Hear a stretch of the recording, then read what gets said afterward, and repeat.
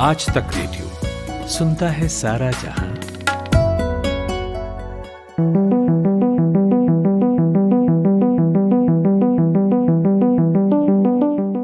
आपने अक्सर सुना होगा कि कहीं आग लगी, दमकल की गाड़ियां आई और उस पर काबू पा लिया गया।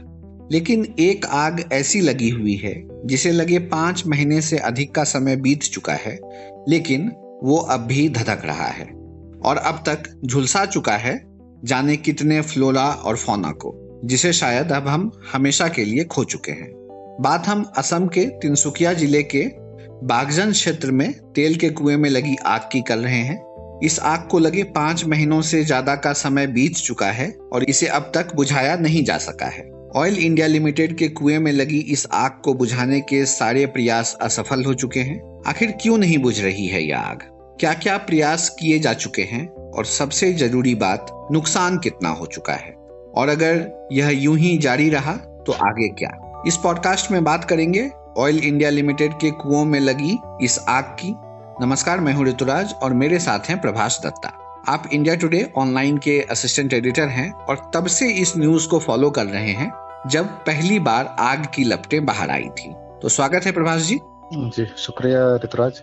प्रभाष सर, अगर हमें ठीक याद अगर मैं कर पा रहा हूं तो हमने अपने एक पॉडकास्ट के लिए जून महीने में आपसे बात की थी। मसला यही तेल के कुएं में आग लगने का था, राज्य असम, जिला तिनसुकिया। क्या ये वही आग है? जी, ये वही आग है। उस वक्त जो शुरू हुई थी वो अभी तक बुझी नहीं है। तब हमने बात की थी कि प्राकृतिक रूप से इस आग ने कितना नुकसान पहुंचा दिया है वहां पर, और अब तो 5 महीने बीत चुके हैं इस आग को लगे। सोच कर ही नुकसान बड़ा भारी लग रहा है। नुकसान बहुत है प्रकृति को खासकर, क्योंकि इससे बिल्कुल सटा हुआ जो है एक वो सैंक्चुअरी है, एक प्रोटेक्टेड वाइल्ड लाइफ एरिया है, और वहाँ के नुकसान का अंदाजा नहीं अभी तक लगाया जा सका है, क्योंकि आग है अभी बदस्तूर जारी है। तो आग एक बार बुझ जाए तब नुकसान का अंदाजा लगाएंगे। आप कभी देख लीजिए सोशल मीडिया पे, ट्विटर पे या फेसबुक पे, अब बागजन में जिस तरह से वहां से तस्वीरें आ रही हैं, किसी तस्वीर अब ये भी तय कर पाना थोड़ा मुश्किल कि कौन सी तस्वीर वाकई बागजन की है, कौन सी तस्वीर कहीं दूसरी जगहों की है। कुछ तस्वीरों में एक बहुत ही विलुप्त प्राय बंदर की प्रजाति है और उसके मारे जाने की तस्वीरें वायरल हो रही है, जिसमें कि कुछ गांव के कुछ लोग, वहाँ बागजन के लोग उसको क्रिमेट कर रहे हैं। वहाँ की मान्यताओं में है वो उसको वैसे ही छोड़ नहीं सकते, तो वो उसको क्रिमेट कर रहे हैं। वो तस्वीर वायरल हो रही है। कुछ ऐसी भी तस्वीरें हैं जिसमें बच्चे वहां से दूर के इलाके में एक छोटा सा तालाब है, वहां से मछलियां पकड़ने जा रहे हैं और वहां वो गाद मिल रही है और मछलियों पे मना कर रहे हैं सारे जो हेल्थ एक्सपर्ट्स हैं कि अभी उस इलाके से ना मछलियां, ना कोई इस तरह की जंगलों से कुछ खाने पीने की कोई दूसरी चीजें लेकर आए।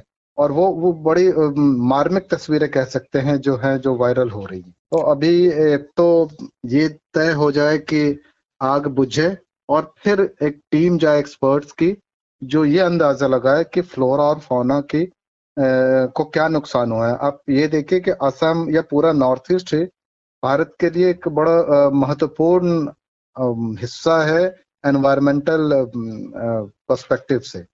बाकी भारत में जहां पेड़ों की, जंगलों की जबरदस्त कटाई हुई है, प्रगति ने, डेवलपमेंट ने जंगलों को खाया है, असम और पूरे नॉर्थ ईस्ट में जंगल अभी भी बहुत सुरक्षित हैं। लोगों की जो अपना लगाव है, लोगों की जो मोहब्बत है जंगलों से, वो कमाल की है। वो वहां से कोई आके दिल्ली मुंबई में अगर कोई रह रहा हो तो आप उनके घरों पे जाएं तो भी देखेंगे कि उनकी बालकनी में निश्चित रूप से एक छोटा मोटा गार्डन आपको दिख जाएगा, जो बालकनी गार्डनिंग कह लें या जो भी नाम दे लें उनको। ये वहाँ के लोगों का एक नेचुरल लगाव है और उसकी वजह से वहाँ बहुत प्रिजर्वेशन रहा है अभी तक फ्लोरा एंड फौना का। लेकिन ये आग बहुत नुकसान पहुंचा चुका है। ठीक है, हम नुकसान पे एक बार फिर लौटेंगे अंत में, लेकिन अभी बात करना चाहेंगे शुरुआत कहाँ से हुई। आप क्या याद कर पा रहे हैं? कब आपने पहली बार इसकी रिपोर्ट सुनी और उसके बाद ये चीजें कैसे बढ़ती गईं? देखिए, मई के आखिरी दिनों की बात होगी, 27-28 मई मेरे ख्याल से तारीख रही होगी, जो पहली खबर आई कि वहाँ एक मेजर ब्लो आउट हुआ है। ब्लो आउट कोई ऐसी घटना नहीं है जो ऑयल वेल्स में नहीं होती है। ब्लो आउट सिंपल ये है कि वहाँ से गैस अनकंट्रोल्ड तरीके से रिलीज हो जाए। हम गैस निकालते हैं, हमारे इंजीनियर्स निकालते हैं, तो वो कंट्रोल्ड वे में निकालते हैं और उसको जहाँ ले जाना होता है वहां तक हम ले जाते हैं। लेकिन जब गैस जब अनकंट्रोल्ड निकले तो वो एक ब्लो आउट सिचुएशन है। आमतौर पे ब्लो आउट कंटेन कर लिया जाता है जल्दी। इस बार ब्लो आउट वो कंटेन नहीं हो पाया और एक बड़ा एक्सप्लोजन उधर हुआ, वो 9 जून को। वहां से लेकर आज तक वो लगातार आग जल रही है। बीच में कई मौके ऐसे हैं जब लगा कि आग पर काबू पा लिया गया है, लेकिन हर कोशिश असफल रही है और उस असफलता के बाद आग में वही तेजी देखने को मिली है। और अभी भी जो आपने जो वो वीडियोज, घटना बताई ब्लास्ट वाली, बहुत लोगों को वो ब्लास्ट वाली ही घटना याद है और तभी से याद है कि शायद वहां पे आग लगी हुई है, जबकि आग उससे कुछ दिन पहले लग गई थी। उससे कुछ दिन पहले वो ब्लो आउट में उस दिन 3 लोगों की जान गई थी। एक बहुत नौजवान इंजीनियर था जो वहाँ काम कर रहा था, वो इलेक्ट्रिक्यूट होके उसकी डेथ हो गई थी उसमें, जो उससे कनेक्टेड है, और 2 लोगों की और डेथ हुई थी। तो ये एक बहुत वॉलेटाइल सिचुएशन है वहां पर। तो मई लास्ट से वहां पे आग लगी हुई है एक तरीके से। जो है एक कहीं पे आपका ही लिखा मैं पढ़ रहा था कि ये भारत की सबसे लंबी जलने वाली आग बन गई है। जी, ऑयल वेल्थ में जो आग लगी है भारत में, जो दुर्घटनाएं या जो अनकंट्रोल्ड सिचुएशन रहा है, उसमें ये सबसे लंबी अवधि तक चलने वाली घटना है। इसके पहले असम में ही शिवसागर जिला है, वहाँ लगी थी आग, वो 1967 के आसपास, शायद 67-68 में। तो वो 3 महीनों तक आग चली थी वो। उसके बाद एक और बड़ी घटना हुई थी, वो आंध्र प्रदेश में, वो 1995 में, वो भी करीब 2 महीने से ज्यादा चली थी। और असम में ही एक और बड़ी घटना हुई थी जो करीब 45 दिनों तक वहाँ वो पूरे तरह से काबू पाने में लगा था। और डिब्रूगढ़, तिनसुकिया का बिल्कुल पड़ोसी जिला है डिब्रूगढ़, वहाँ आग लगी थी। ये 2005 की घटना है। तो ये बड़ी घटनाएं हैं जो ऑयल वेल्स में आग लगने को लेकर भारत में रिकॉर्ड की गई हैं। ये बहुत ये 150 या 160 दिन, आपने जैसे कहा कि कौन सा रेफरेंस पॉइंट लेते हैं, वहां से 160 दिनों तक आग का चलते जाना, ये सिर्फ ऐसा नहीं है कि एक आग को नियंत्रण नहीं कर पा रही है, हमारी टेक्नोलॉजिकल कैपेबिलिटी में जो कमियां हैं उसकी तरफ भी इशारा करता है कि हम जो ऑयल वेल्स चला रहे हैं, ऑपरेट कर रहे हैं, उनमें कोई दुर्घटना हो तो हमें कितना वक्त लग सकता है, हमारी क्षमता क्या है उस पर काबू पाने की, ये उसका एक एक आकलन भी है, एक हमारे लिए रिव्यू करने की एक वजह भी है। और कई मौकों पर आग को काबू में करते देखा गया, लेकिन थोड़ी देर के बाद ही या वो लपटें फिर से उठने लग जाती हैं। मतलब हम पूरी तरीके से उसे कंट्रोल नहीं कर पा रहे हैं। जी देखिए, ये ऑयल इंडिया लिमिटेड ने इनकी वेल्स हैं, जिनमें से एक वेल नंबर 5 पे ये आग लगी हुई है। तो पहले ऑयल इंडिया लिमिटेड ऑयल के ही इंजीनियर्स एक्सपर्ट्स ने वहाँ आग बुझाने की कोशिश की। उस पे जब उन्हें सफलता नहीं हुई तो ONGC, दूसरी बहुत बड़ी कंपनी है हमारे देश में एक्सप्लोरेशन की, तो उनके एक्सपर्ट्स आए, दोनों ने मिलकर काम किया तो भी कंट्रोल में नहीं आया। फिर इन्होंने संपर्क किया बाहर, सिंगापुर की एक कंपनी है, एक फर्म है वहाँ की, अलर्ट डिजास्टर कंट्रोल नाम है। ये ये ग्रुप है जो इस तरह की आगों को बुझाने में इनकी महारत हासिल है। उनकी टीम आई, लेकिन उससे भी बहुत फायदा नहीं हुआ। तो बीच में और दूसरे एक्सपर्ट्स आए और कोशिश ये भी हुई कि जो आग, नेचुरल गैस जो लीक हो रही है जो ब्लो आउट के बाद से, उसका डायरेक्शन बदल दें। डायरेक्शन बदलने से ये कि जिधर आग है अगर वहां गैस ना पहुंचे तो अपने आप ईंधन की कमी की वजह से आग बुझ जाएगी। लेकिन ये भी काम कारगर नहीं साबित हुआ। फिर एक और तरीका अपनाया गया कि वहां एक जो आग बुझाने वाले एक फ्लूइड डाल दें जिससे कि वो आग ऑक्सीजन सप्लाई रोक दे और पूरी तरह से आग काबू में आ जाए। वो कोशिश चल रही थी, उसमें एक बार फिर लगा कि आग शायद अब काबू में आ जाए, ये सितंबर की बात होगी, लेकिन वो जैसे भेज रहे थे नली से, उसके केसिंग वॉल में वो फट गया। अब फटने के बाद से फिर स्थिति बेकाबू। तो अभी एक नई कोशिश, और वो स्नबिंग वो कहते हैं उन्हें कि हैवी ऑयल से उसको आग को बुझाने की कोशिश करते हैं, जिससे कि ये बुझ जाए। अभी कल ही कनाडा से कुछ नई मशीनें आई हैं जो वहां पहुंच रही हैं, 300 की आज पहुंची होंगी, तो वो आग बुझाने के काम में मदद करेगी। और अभी कह रहे हैं कि कोई नवंबर 15-20 के आसपास उम्मीद है कि इस आग पर काबू पा लिया जाए। एनजीटी जो है, राष्ट्रीय हरित प्राधिकरण हम बोलते हैं इसे हिंदी में, उसने एक समिति का गठन किया था और उसने जो अपनी रिपोर्ट दी उसमें कहा गया कि बागजन और 26 ऐसे कुएं हैं जो गैर कानूनी तरीके से चलाए जा रहे थे। तो मतलब जब आप बहुत अच्छे तरीके से उसे चलाते नहीं हैं, आपकी शुरुआत खराब होती है, गैर कानूनी होती है, कहीं ना कहीं इसका भी असर देखने को मिल सकता है या मिल रहा है अभी। देखिए, जो सेफ्टी नॉर्म्स या जो कानून या रूल्स बनाए जाते हैं, वो इसलिए ही लागू किए जाते हैं कि उनसे दुर्घटनाओं पर काबू पाने में मदद मिलती है। वो दुर्घटनाओं को होने से रोकते हैं या टालते हैं। इस केस में क्या हुआ है कि ये एक एनजीओ है असम की, और एक एक्टिविस्ट हैं जो बंगाल में मूलतः काम करते हैं। ये इन्होंने एनजीटी को अप्रोच किया था, और एनजीटी ने उसके बाद से एक रिटायर्ड जज हैं बीपी कटक के, उनके चेयरमैनशिप में एक कमेटी बनाई और कहा कि आप इसकी जांच करें कि आग कैसे लगी और क्या क्या गड़बड़ी रही। तो उन्होंने अपनी रिपोर्ट दी है मंगलवार को, इसी हफ्ते रिपोर्ट दी है। अभी वो स्टेटस रिपोर्ट है, फाइनल रिपोर्ट मेरे ख्याल से अगले महीने वो दे रहे हैं। तो अपनी रिपोर्ट में उन्होंने पाया कि जो ऑयल की 26 वेल्स हैं वहां पे, उन सब में जो रेगुलेशंस है उनको फ्लाउट किया गया है, उनको ठीक से उनका पालन नहीं किया गया है। और ये एक खास इसलिए भी है कि हाल ही में 2017 में इनको परमिशन मिला था सुप्रीम कोर्ट से। वो कंडीशनल परमिशन था, क्योंकि ये एक नेशनल पार्क है जो बिल्कुल डिब्रूगढ़ और तिनसुकिया जिले में फैला हुआ है, डीएसएनपी कहते हैं। तो वहां के लिए इनको उसको देखते हुए सुप्रीम कोर्ट ने जो कंडीशन लगाई थी वो ये कि आपको एनवायरमेंट इम्पैक्ट असेसमेंट करना है। ये 1990 से हमारे देश में जितने भी पर्यावरण के लेके सेंसिटिव जोन है, वहाँ कोई काम करने के लिए, इंडस्ट्रियल या कोई इस तरह के एक्सप्लोरेशन तरह के काम करने के लिए एनवायरमेंट इम्पैक्ट असेसमेंट करना जरूरी है।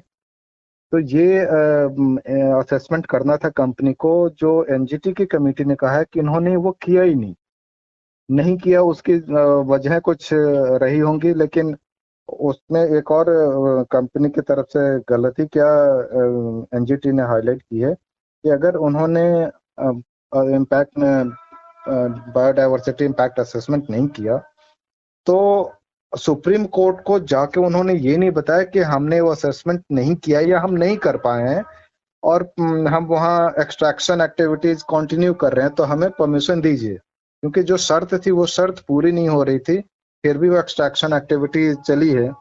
तो ये अभी जो स्टेटस रिपोर्ट में उन्होंने कहा है कि जो असम का जो पोल्यूशन कंट्रोल बोर्ड है, उसको उन्होंने रिकमेंड किया कि आप इस कंपनी के खिलाफ कार्रवाई कीजिए।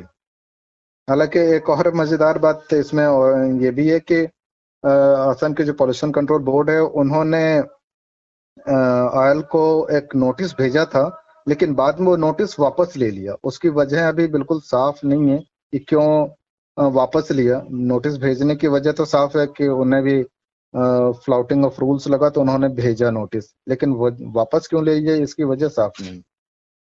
और एक बार हम फिर से नुकसान पे लौटना चाहेंगे। जब हमने शुरुआत में बात की थी तो हम तब तक इस तरह के कुछ फ्लोरा और फौना को खो चुके थे, शायद जो अब हमारे बीच कभी ना रहे या कभी ना दिखे। अभी फिलहाल नुकसान की क्या आशंका लगाई जा रही है, कितना नुकसान हो चुका है? देखिए, अभी फायर जो है, आग अपने आप में वो थोड़ा कम है। जो स्थिति पहले थी उससे थोड़े कंट्रोल में है। तो लेकिन जो नुकसान हो चुका है उसका भी अंदाजा लगाने के लिए एक प्रॉपर एक्सपर्ट्स कमेटी बनेगी और जो जाके इवैल्यूएट करेगी। वो भी बहुत सारे उसमें इलाके ऐसे हैं जिनको लेकर कोई बहुत अच्छा डेटाबेस नहीं है जिससे कि वो कंपेयर कर लें, इमीडिएटली कंपेयर कर लें। लेकिन जो डेटाबेस है इनके पास, जैसे पहले जो रिपोर्ट थी उसमें कुछ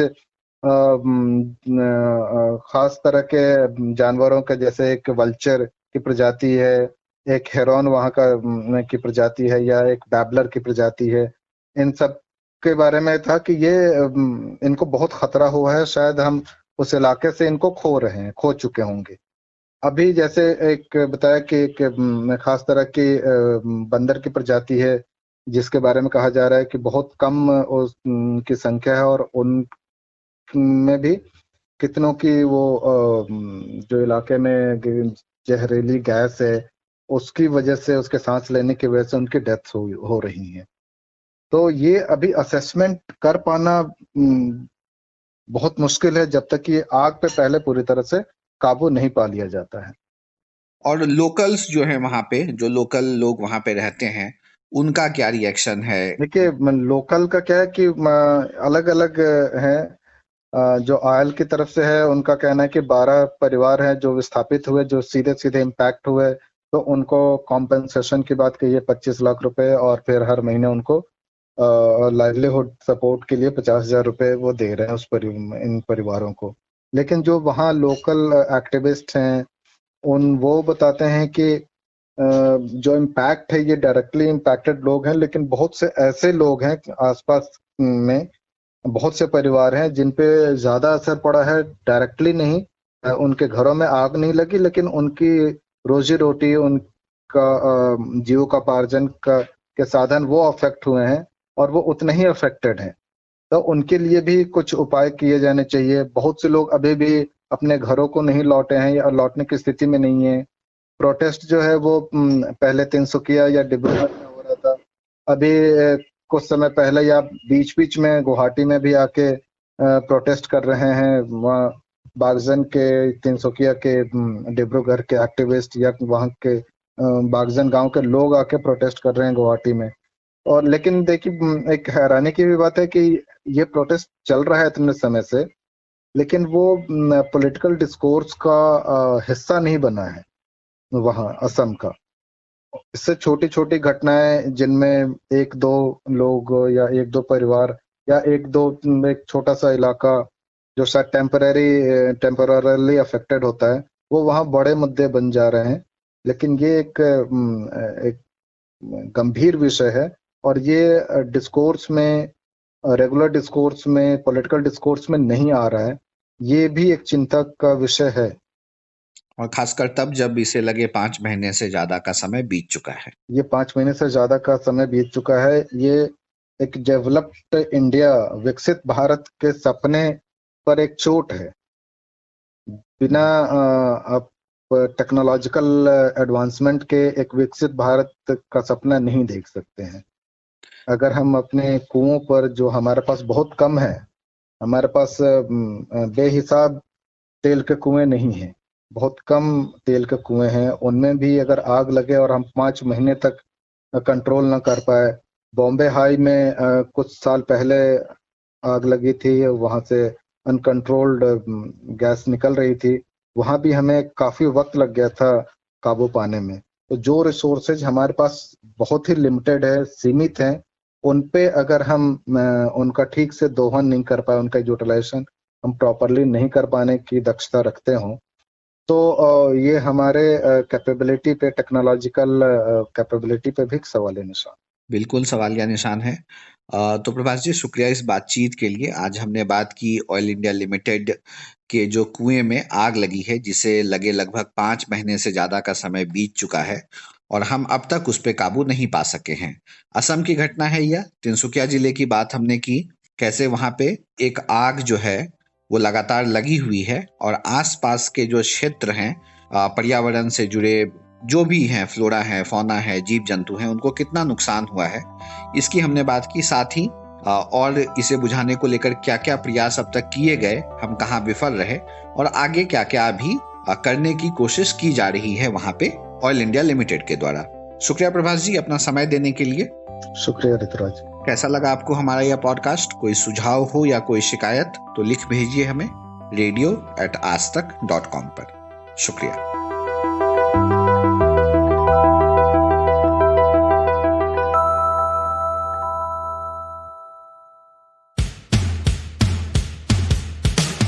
आज तक रेडियो aajtak.in/radio ये हमारा पता है, लेकिन हम आपके पसंदीदा ऑडियो प्लेटफॉर्म्स पर भी हैं।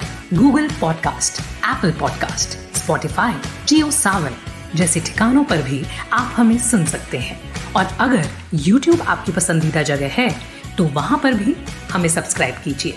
आज तक रेडियो सुनता है सारा जहां।